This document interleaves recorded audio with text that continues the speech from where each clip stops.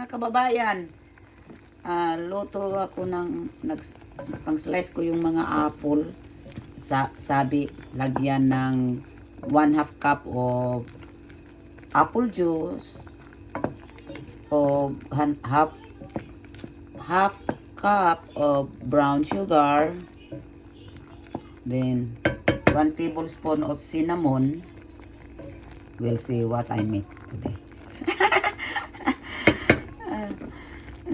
Apple ni sa ang ako ning apple sa ako ang yard. Gawin ko ng apple dessert. Okay, everyone. We'll see how it works after. Ito na ang apple ko. Tapos ko nilagyan. Ito na ang nagawa sa apple ko para na siyang jam. Sarap na ito sa bread. O kainin lang. Yun, nagawa ko na. Apple.